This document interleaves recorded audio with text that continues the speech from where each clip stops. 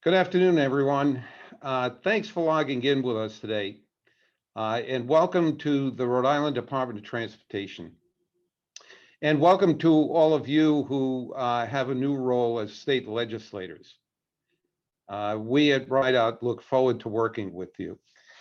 Over the years, we've discovered that often newly elected officials aren't aware of what we do or how we do it at DOT. So we wanted to take this opportunity, and thanks again for coming, to give you a broad overview of our agency. As you start to work with us, you'll see that we're pretty complex, but we're also can be very simple at the same time. There are many layers to our DOT, but every layer, be assured, every layer is working together to support one driving mission. The mission is to make travel safe and efficient for everyone who uses our transportation systems. I'm going to start with the big picture. Then I'm going to introduce members of my senior staff who will speak with you about the areas they supervise. And finally, we'll take your questions. And I'll go over how to do that when we get to that point. So here we go. Our mission is simple. RIDOT designs, constructs, and maintains Rhode Island's surface transportation system. It includes 1,100 miles of roadway, 1,162 bridges, 5 rail stations, 60 miles of bike paths, a ferry system from Providence to Newport. We have 700 employees. 250 of them are maintenance workers. And we have an annual budget of about $550 million. Our mission is clear. It's to make travel on our roads, our bridges, our trains, our bike paths, our pedestrian walkways, and our ferries as safe and efficient as we can. Which brings me to point number one. We have a plan for achieving that mission.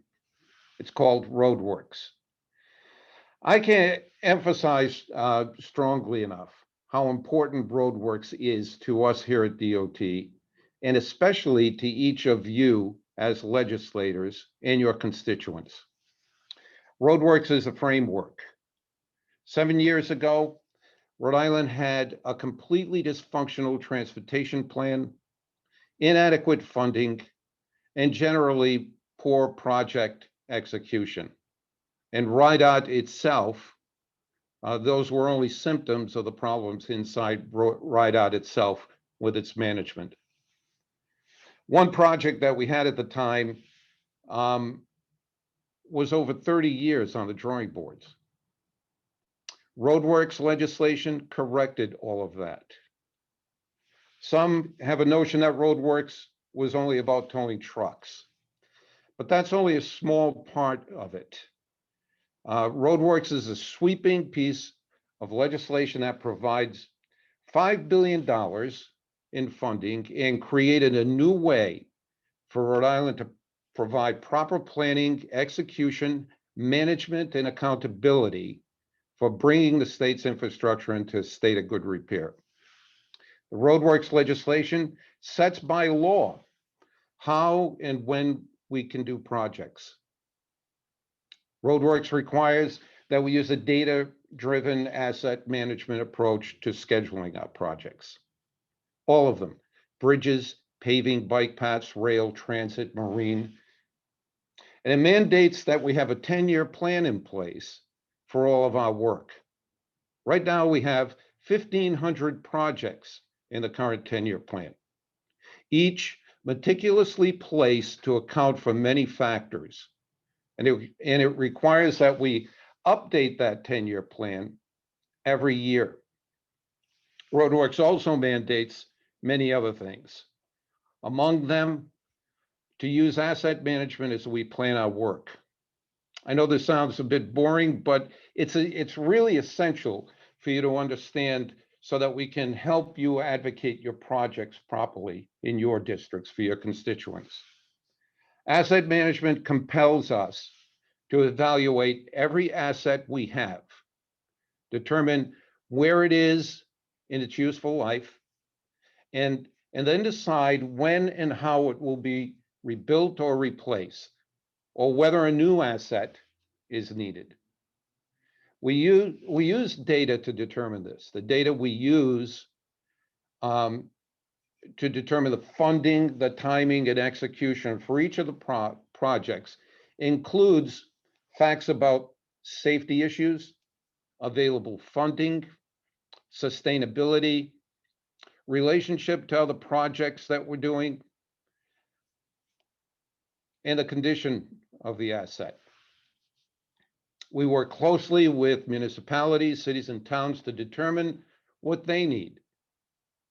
Then we do all planning, estimates, and needs assessment based on data and form the 10-year plan.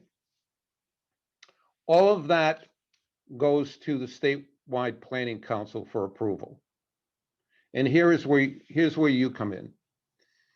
There's a robust public comment period during the statewide planning process, and you all are encouraged to advocate for your projects. You need to know, though, it's not enough just to say, I really like this road or this bike path. Your reasoning for advocating for a particular project must be sound and as data-driven as the 10-year plan is. In decades before Roadworks, part of the dysfunction of DOT was because the approval of projects was more subjective and more political. But that's no longer true. Projects are now scoped and scheduled to be completed because at precisely when they need to be done, and with the funding resource identified ahead of time to do them on schedule. The 10-year plan is like a giant Jenga puzzle. Ours with 1,500 pieces, 1,500 projects. Each project is dependent upon 100 other projects. So if you come to us and say, hey, can you pull that project out and add my project in? You can imagine that it would affect every other project in the whole 10-year plan. There are some strong reasons why things are the way they are. And our transformed planning process enables us to complete every one of the projects on time and on budget with great certainty. Prior to Roadworks, there were projects that were regurgitated in 4-year TIP plans. Every 4 years, the same projects would come back unexecuted and unfunded. That's no longer true. 7 years ago, RIDOT had about half of its projects on time and on budget. Now, with Roadworks and new management, we're at about 95% on time and on budget with our projects on our 10-year plan. A plan gives us the certainty, gives all of us the certainty that we need to be able to deliver a good transportation system for you and your constituents with greater certainty. That's not the only improvement that we've made or changes that we've made to the way we do business. We've changed the way we plan our traditional road and bridge projects to include alternative transportation components. We've included major bike, pedestrian, and transit components into just about every major project that we're undertaking. We ran a pilot autonomous vehicle program last year, and we've built free electric vehicle charging stations at 2 locations in the state, and we're about to expand greatly on that throughout the state of Rhode Island. Roadworks increased our funding for alternative bike paths and pedestrian projects from, prior to this, about $10 million a year was being spent to nearly $20 million a year during the 10-year period that the first 10-year period of Roadworks. And we've built it right into the 10-year plan. We've built bike paths into every major project on the design table, from the 610 interchange to the Henderson Bridge. In the last 6 years, we've invested over $75 million and improved 35 miles of bikeways, more than ever before in the history of RIDOT. We made a commitment in 2015 when we fought for Roadworks. The commitment we made was that we would make sure every project we started had the funding to support it. We also made a commitment to break down the organization silos inside DOT and create a new team. And we've done that. To this day, every week, a group of us representing every part of DOT meets to discuss where we are in the 10-year plan, what we're doing, and what we're going to do next, and how we're going to do it. The people who will be talking to you today are the leaders of those discussions. They all work together. Anyone in the room at our Roadworks meetings is allowed to express his or her idea or concerns. So you can imagine those discussions get very lively at times. But that's how we move the plan forward, with buy-in and new ideas. Every project we do in the 10-year plan is documented by date, by urgency, and by funding. Nothing goes into the plan until we identify a schedule and a way to pay for it. Nothing goes into the plan just because someone wants it, as it did in the past. You can find the plan on our website, and I certainly urge all of you to take a look at it. You can also find on our website our accountability measures. Roadworks also mandated that we produce a report every quarter that shows everything we've done, every penny we spent, and whether or not we're on schedule and on budget on every project. The Roadworks process works. Trust it. And trust us to put the projects into the right part of the plan. I can tell you this with absolute confidence because it's very evident out there that Roadworks is working for us. It's our 5th year of operating under the Roadworks program. And key point number 3 is that Roadworks is working. Our success has been remarkable and I think very apparent. We've overseen 224 road and bridge projects. We pumped $2.6 billion into the Rhode Island economy. We've worked on 322 bridges, completed 171 projects. We've fixed 167 bridges already. We've improved or created another 35 miles of bikeways. We created a truck-only tolling system to provide very much needed revenue. And we started a ferry service. Not to mention working on 3 train stations as we speak. We've been able to do this because RIDOT employees are tough, dedicated, and hardworking. And again, it's because we have a 10-year plan. You'll hear me use that word a lot. Because RIDOT builds projects with a standard 80-20% match of federal to state dollars, we're able to leverage 4 federal dollars for every state dollar, every state funding that we provide. That's an amazing deal. In addition to our success in the last 4 years of creating the state revenue to allow us to take advantage of an 80% match, we've also attracted an additional $360 million in federal discretionary and competitive grant dollars. It's amazing. Our grants group here, along with our federal delegation, is killing it on the grants front. Prior to this, in the 4 years previous to Governor Raimondo taking office, during a similar time, $20 million in discretionary grants was obtained from the federal government.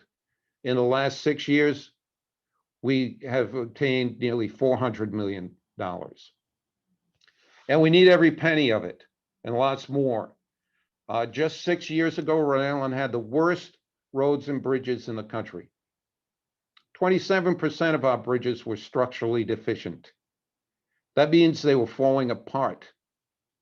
Our goal is to get our bridges to 90% sufficiency within a 10-year period. All this requires planning and execution by many, many people working together toward a common goal. Here's our agency's organizational chart. I'm going to ask members of my senior staff to cover what he or she supervises and how it all works. It's a lot. We're a huge agency with many moving parts. And I urge you to look at our website where you can find explanation of everything that we do. Okay. Our Chief Operating Officer is Lauren Doyle. Lauren is known among our team as the money whisperer for DOT. Her expert guidance provides our planning, finance, and execution for all of RIDOT and our projects. Welcome, Lauren Doyle. Thank you, Director, and thank you all for being here today. As the Chief Operating Officer for DOT, I am responsible for overseeing project management, which is one of our largest divisions, planning and capital programming, finance, transit, real estate, and contract administration. This group includes approximately 330 DOT employees. Since project management is a huge part of what we do, and the administrator is part of our senior team, I am going to have her talk about this division separately. Planning and capital programming is responsible for updating and maintaining the 10-year plan. They are also charged with ensuring the 10-year plan is in alignment with the department's asset management plan. This group also prepares the discretionary grant applications in coordination with other divisions within DOT. Finance is tasked with putting the annual capital and operating budgets together for the department. This section also is responsible for paying invoices and billing the different federal agencies. Transit not only executes all the transit projects in the 10-year plan, it also oversees the commuter rail service, manages the 5 rail stations that RIDOT oversees, along with the construction of the new Pawtucket Central Falls train station and bus hub, and runs our ferry service from Providence to Newport. Real estate handles the acquisition and the sales of all our properties, easements, and right-of-way transactions. Last year alone, our real estate division dealt with 300 parcels of land. Contract administration makes sure that every project is advertised on time and conducts the post-qualification process, which is essential to getting the project started. With that, I will now turn it over to Lori Fassett, the Administrator of Project Management, who will speak about the Project Management Division. Thanks, Lauren. Project Management is one of the department's high-profile divisions. These are the folks that are responsible for the execution of the 10-year plan. There are approximately 250 staff in the PM division. There are a number of smaller sections in PM. However, the division is primarily comprised of project managers, construction, and material staff. These are the staff that are responsible for the oversight of construction projects, the 610 interchange, Henderson Bridge, tolling, and the viaduct, to name a few of the larger projects. Although I am sure you have all noticed all of the other ongoing bridge, pavement, and traffic safety projects in your communities. Project management is also responsible for the performance reporting, which is a key element of the Roadworks program. We are mandated by the Roadworks legislation to be completely accountable for all the work that we do. One of the ways that we illustrate our accountability is the presence of the large green signs on construction sites that indicate the on-time and on-budget status of each project. We also produce a quarterly report that is submitted to the House, Senate, and Office of Management and Budget Leaders, as well as published on the DOT website, that documents all of the capital projects and includes details on how well we are doing with keeping projects on time and on budget. That brings me to key point number 4. We are accountable by law. We have to let you know how well we are doing with all of our work, and we do. With that, I'll now turn it over to Bob Rocchio, our Chief Engineer. Thank you, Laurie. So there's the capital improvement side of DOT where we plan, finance, design, and construct transportation projects. Infrastructure is the other side. Once a project is completed, it's turned over to infrastructure for us to operate and protect or preserve these new multi-million-dollar assets. Infrastructure ensures that all operations of our transportation system are safe, efficient, and reliable. The part of infrastructure that you will interact most often with is our maintenance division. In addition to properly maintaining the bridges so that they last for 75 to 100 years, as opposed to 35 to 40 years as they did in the past, our maintenance people also plow the roads, fill potholes, sweep the roads, mow the grass, repair traffic signal and street lights, maintain the road drainage system, pick up litter, and much more. Infrastructure also oversees the Bridge Engineering Office. They perform bridge inspections, administer the overweight truck permit program, and the bridge preservation and bridge rating programs. These are the people who ensure that the bridges are safe. They also let us know what repairs are needed and when they are needed. They utilize the asset management approach to ensure that the bridges last as long as possible. And we have our Office of Highway Safety. They plan and implement projects and programs that make our roads safer.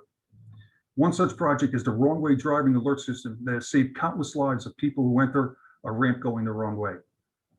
OHS also oversees our highly successful safety messaging and ad campaigns that keep the public aware that they alone can stop death and injury on our roadways. Then we have the Environmental Compliance Office that oversees all our environmental programs in the Stormwater Management Program. They basically ensure that the infrastructure is environmentally friendly and non-polluting. Then we have a Project Review and Compliance Office that ensures that we get what we pay for, and that is a quality product. And lastly, we have our Vehicle Fleet Operations Office, which manages the hundreds of light and heavy-duty vehicles that we use to maintain our roads and bridges. Now, I would like to introduce John Igliozzi, our Chief Legal Counsel and Acting Chief of Staff. Thank you, Bob. Good afternoon, everybody. My name is John Igliozzi. I'm the Chief of Staff and the Assistant Director of the DOT, and I supervise 3 additional divisions. One, of course, is the Legal Division. As you heard earlier, this is the division that actually wrote the Roadworks law and the tolling legislation. This is a division that is an in-house, full-service civil law firm that represents only one client and one client only, DOT. We have several lawyers in it. They represent the department in litigation, administrative, and regulatory proceedings before federal, state, and municipal courts. They represent the DOT before cities and towns, boards, and commissions. They manage also our labor actions, grievances, hearings, arbitrations, and they provide legal advice on the implications of the department's actions, decisions dealing with federal and state and local laws and regulations. The next division is the Property Management Division. This division's primary function is to manage all state-owned property under DOT care. The responsibilities include managing outdoor advertising interests, selling and licensing surplus property, managing all easements and encroachments. The department's goal is to efficiently perform these functions in concert with several RIDOT divisions and other state agencies and the general public in a professional and timely manner. The department focuses on maximizing the financial potential of the state-owned property under the control of DOT, using the fair market value as a control point. In 2020, this division designed and implemented a new master plan for property sales, which standardized all forms, reduced the backlog of casework by 75%, and reduced overall transaction time by 8 months. In 2021, this division expects to sell over $2 million in surplus property, while managing another $1 million of annual income stream in licenses and leases. The department consists of course, an administrator, chief real estate specialist, chief facilities management officer, and 5 real estate assistant specialists. The next division is called the Office of Civil Rights. It's the role of the Office of Civil Rights to fulfill DOT's obligation and the state's obligation on the federal and civil state rights laws and equal employment requirements. This includes supporting our contractors, consultants, and subrecipients in achieving a full compliance with these laws and requirements.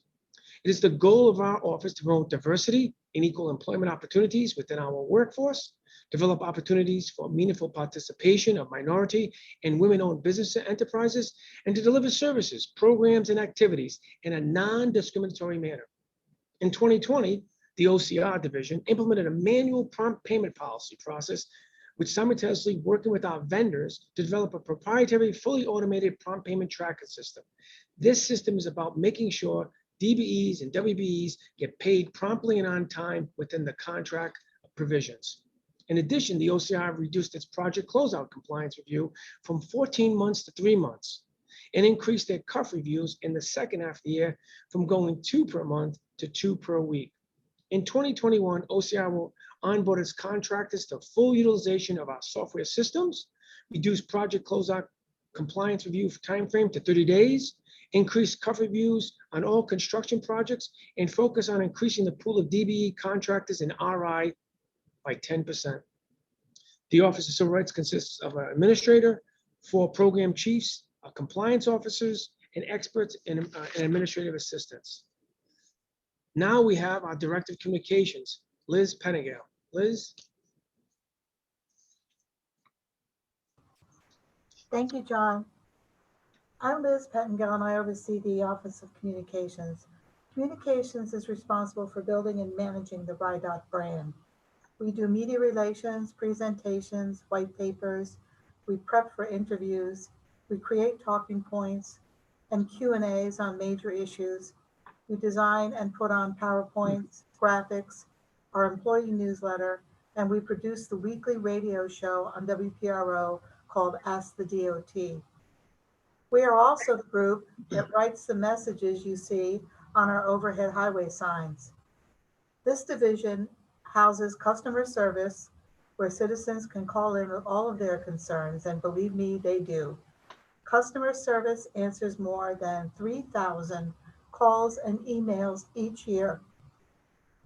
We add all new elected officials to our distribution list so that you will get our press releases at the exact same time the media does. We do ask that you not put out your own press releases about our projects. We will always reach out to include you whenever we can, and certainly at all of our completion ceremonies. Now I'd like to introduce you to someone you probably all know, Nicole Pope, our Legislative Director. Thank you, Elizabeth. The Department of Government Affairs and Legislation is a team of 3 individuals. I act as the director of a team of 2, Arthur Bovis and Cynthia McCarthy. We are your first point of contact on all things RIDOT. My team handles all legislation pertinent to RIDOT, as well as hundreds of specific requests from the General Assembly members, mayors, and congressional delegation. We will assist you with your requests and find the proper individuals within RIDOT to basically answer any of your inquiries. If there is a piece of legislation that involves RIDOT, I will educate the General Assembly members on the impacts to RIDOT, whether negative or positive, and when necessary, we'll work with you to develop a compromising piece of legislation. Bottom line, we are here to assist you. Transparency is key. We will get to the answers to your questions and work towards addressing your concerns on all things RIDOT. You can always reach me directly at 401-465-0093, and we will work on your requests. I truly look forward to creating a relationship of mutual respect with you and look forward to working closely with you in the near future. Director?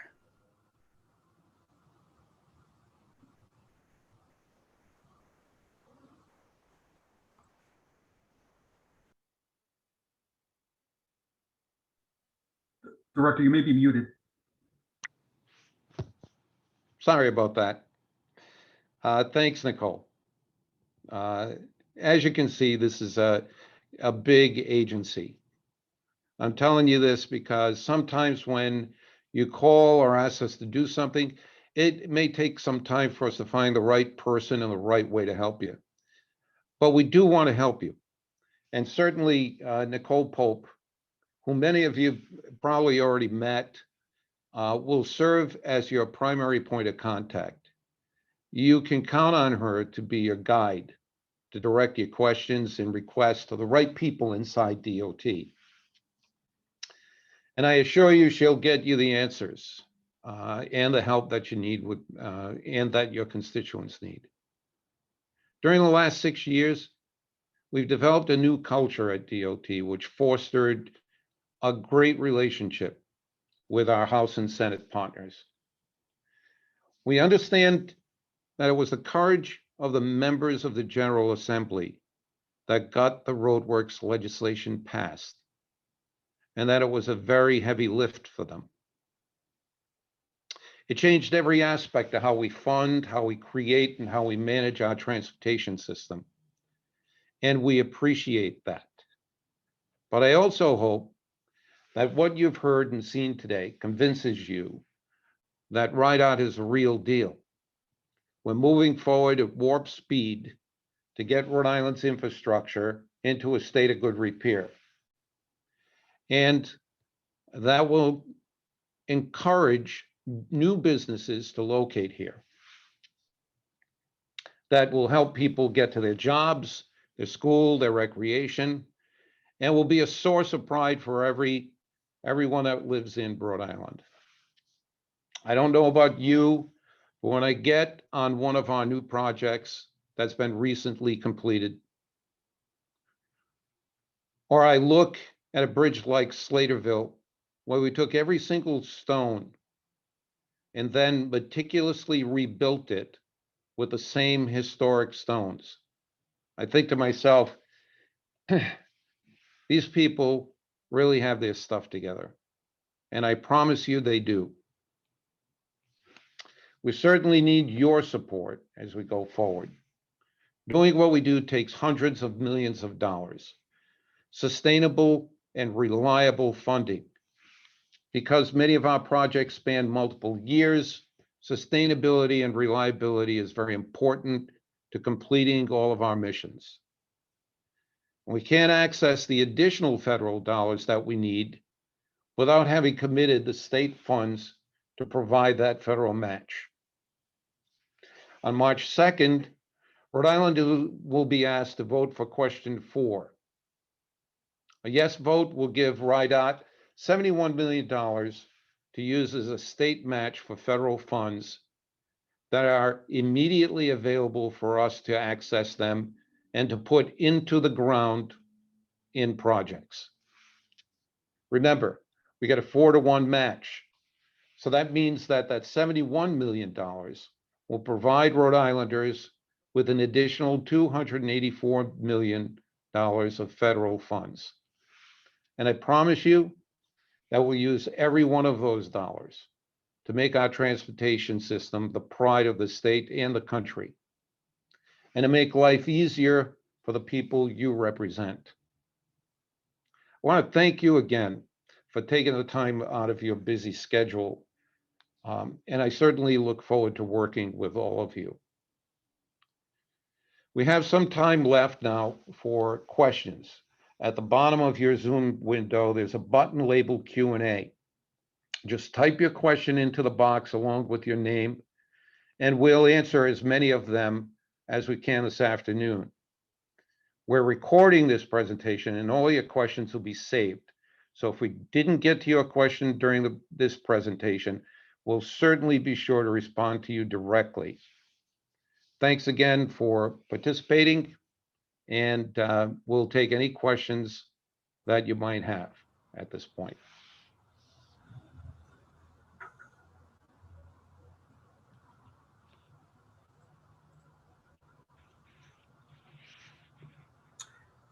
Director, we have a question from Rep Diaz about what sources do we allocate for communications in Spanish?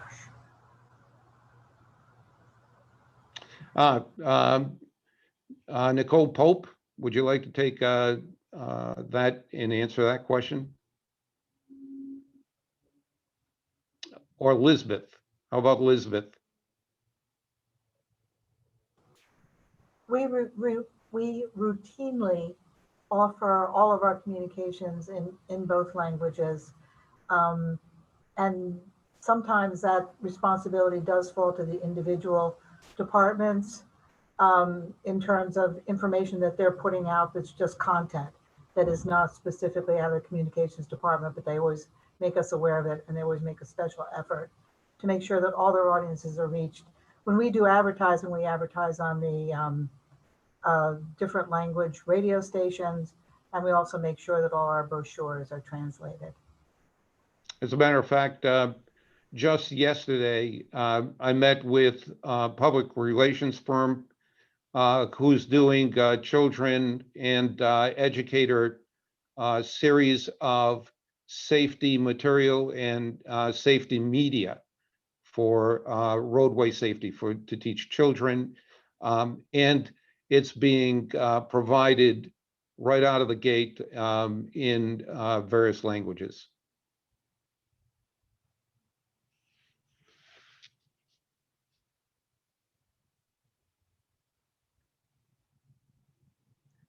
We have a question from Representative Solomon. Wants to know, how does DOT coordinate with utilities such as National Grid in opening up roads and coordinating work? Yeah.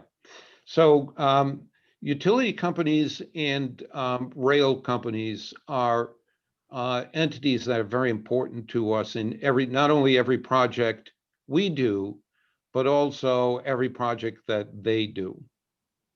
One of the benefits that came out of developing our 10-year plan was that utility companies, for the first time ever, we called the utility companies in when we first developed our 10-year plan, and we requested, or actually demanded, that they use our 10-year plan to determine in some way the schedule that they do their own improvement projects. So rather than in the past, in many years past, after newly rebuilding a roadway or building a bike path, only to have a utility come in a year or two later and totally tear up a brand new asset of ours. We've now put a moratorium on that, where utility companies can't dig up new projects for a certain number of years after they've been built. And we encourage utility companies to take a look at our 10-year plan so that they can do whatever utility work they need to do in advance of projects that we have scheduled. So if we have a project scheduled in 4 years to repave a certain roadway, that 3 years from now, they plan to do whatever utility work they do there, so that by the time they're done with their work, we can go in and put a new surface over and not have to worry about them going back. Likewise, if they do have projects that they're doing, they need to make a request to DOT to do those projects. And we approve not only the timing that they do them, but also the methodology they use, and require that they put the roadways back that they've disrupted in the same fashion that it was before they got there, or better. And with the help of legislators like yourselves, a couple of years ago, we lobbied strongly and worked with legislators, including Rep. Solomon and a number of others, to get a stronger law in place that would require, not only at the state level for projects that they do on state highways and federal highways, but also in local municipalities, that give the municipalities and we at DOT more authority to demand that the final product, once a utility goes in and disrupts a roadway, that when they're finished, they are held to a very high level of responsibility to restore that roadway to its original condition or better, in many cases, better condition. So We work very closely with them on our projects also. You can imagine, especially some of our major projects require the movement of utilities and or temporary disruption of utility services as we rebuild our infrastructure. And the utility companies have been partnering very closely with us and very well, so as not to hold our progress up and to make sure that we can maintain vital utility services during our construction projects. So there's a lot of interaction, a lot of coordination that goes on between us.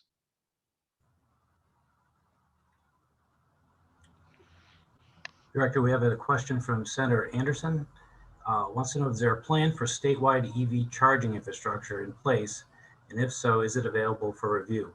You might have covered this, but she came a little bit late. Yeah, yes, and yes to those questions. We will put, speak to Nicole, she'll put you in touch with Bob Rocchio, who has been working the last couple of years with the Office of Energy here at the state to create the first ever plan for statewide recharging stations, but also has begun working with RIPTA in the development of a statewide electric charging system for future electrification of our bus fleet. The good news is this, that as we build our infrastructure, we're always looking for ways to make sure that for years to come, we provide the necessary provisions in new projects that will service things like, for example, electrification capabilities. And we've done that. Our lighting system on our state highways has been totally revamped and replaced with new LED technologies, saving us literally millions of dollars every year. And in the process of doing that and creating new roadways, we've also installed during construction a microgrid for electric distribution that can easily now be applied to implement our strategy for electrification of our fleets and recharging stations. So we have the backbone that we built into our new infrastructure to be able to do that easily and less expensively, rather than having to create it. It's already there for us to use. Likewise with our lighting systems. They're all smart lighting systems, and we've also incorporated into many of our new roadways fiber optics cables that we use for our various signs and traffic control and monitoring systems along our highways. Then we've made those available to local municipalities. Just recently, I think Portsmouth, right? We made a portion of our fiber optics cable network available to them so that they could get broadband service to a particular high technology area in Portsmouth. So yes, we do have a plan. Yes, we've already begun to build it out. We put in 2 stations last year, and we've got many more slated. Bob, I don't know if you want to add to that. No, you hit it on the head, Director. We do have 2 locations, park and ride locations, where we installed fast charging stations for public use. So anyone in the public could stop there right now, right off of 95, charge their vehicles with these fast chargers, 15-20 minutes, and they're ready to go. And we have plans. Still looking for funding, but we have plenty of locations where we can put these charging stations in. We do have a statewide plan we can share.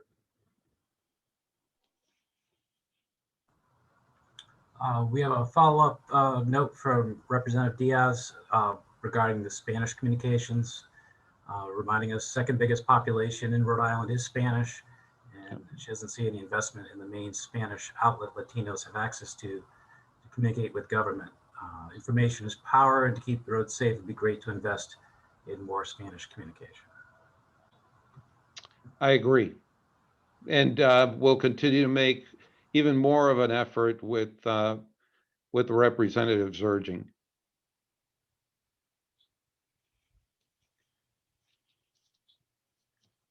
Okay, we have another question from Representative Tansey. Wants to know, is the 10-year plan currently being redone? Yes, well, that's a great question. And it's a very important aspect of the 10-year plan.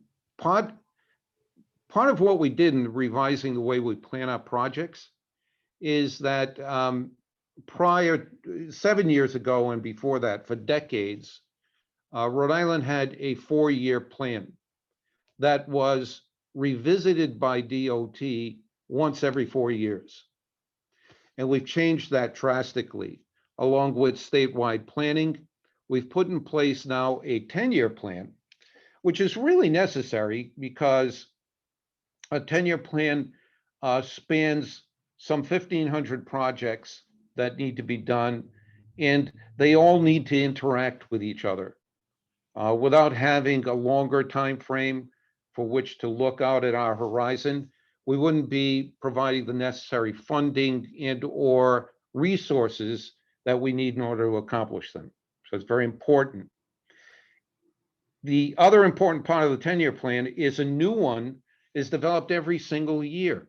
So rather than waiting every 4 or every 10 years to do it as we did in the past, we now have our planning staff along with statewide planning redevelop, adding, of course, another year at the end of the 10-year period, but creating and putting additional data that we have learned during the last year on certain condition of our infrastructure, on the needs, on recommendations that come from legislators and the public.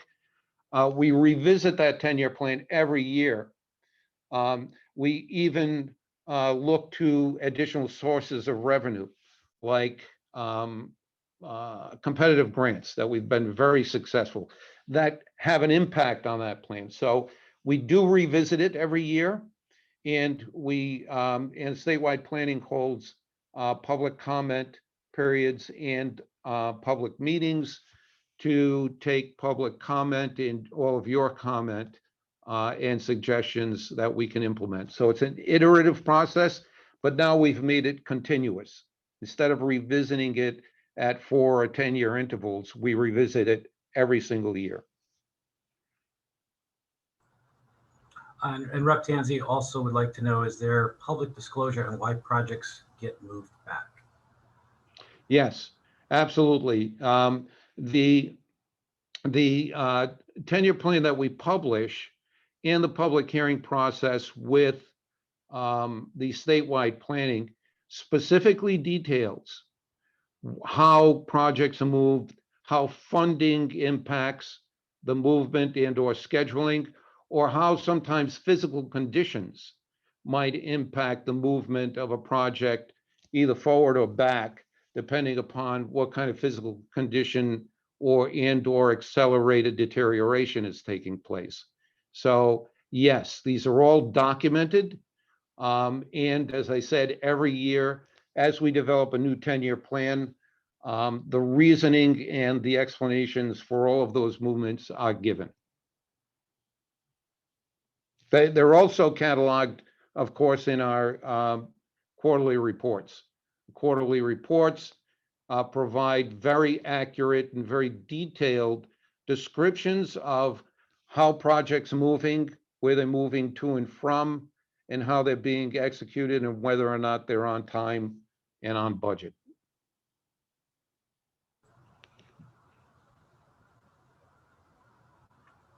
Rep. Tansey has a follow-up, mentions we keep adding money from grants, yet projects are being delayed. Well, the grants that we're getting in are coming in for specific reasons. For example, the Henderson Bridge was slated to be done several years from now, but Senator Rhode provided us with a grant of $55 million to be able to accelerate that project and get it done sooner. And it is. As we speak, demolition has already begun on a part of the bridge and reconstruction will begin soon. The money that we get in for from federal grants is specific for specific projects. It's not something that we can move around or use for various purposes. It is very much a focused grant process.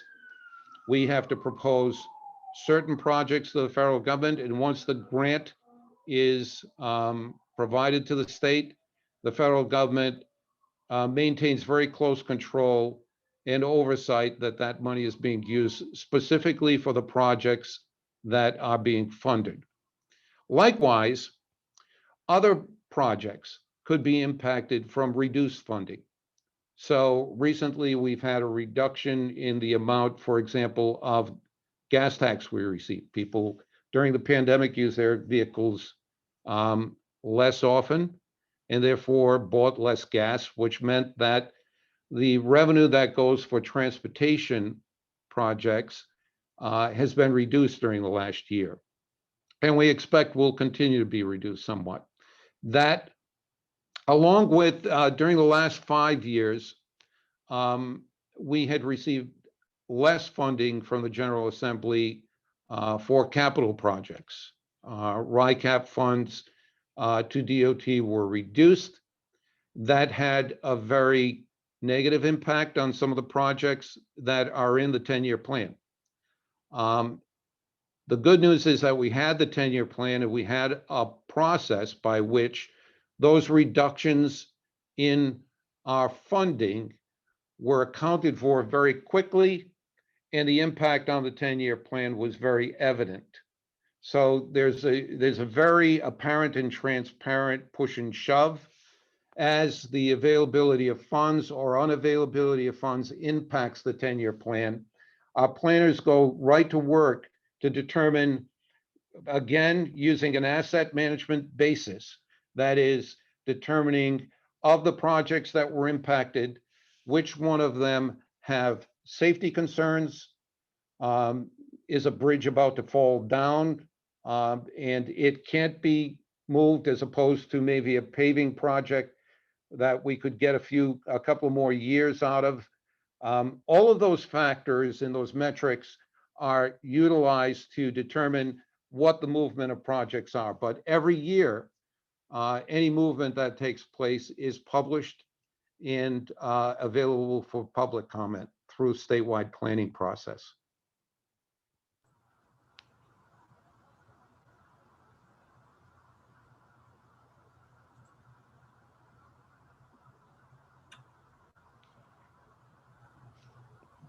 We have no further questions this time. Anybody else with a question?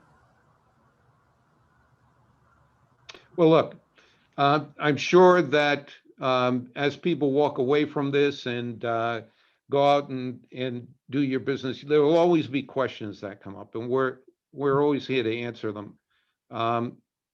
Nicole Pope, as I said, is a very, very reliable and hardworking member of our team who has taken to us every one of the concerns that have been voiced to her or any of the questions that have been posed.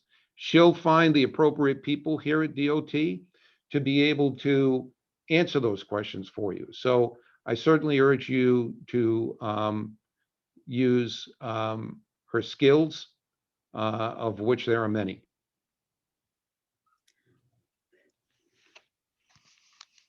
If there aren't any more questions, that'll conclude today's session. But look, it's a partnership. RIDOT has formed a closer partnership than we've ever had before with legislators like yourselves. We're in constant dialogue with you all, and you with us. We look forward to listening to your ideas. We certainly look forward to working with you to make improvements to our transportation system. So the first step is that you all took the time to come here today and do this with us. And I I can't tell you how much we appreciate that. So good luck in your new roles, and we'll be talking to you. Thank you. Okay.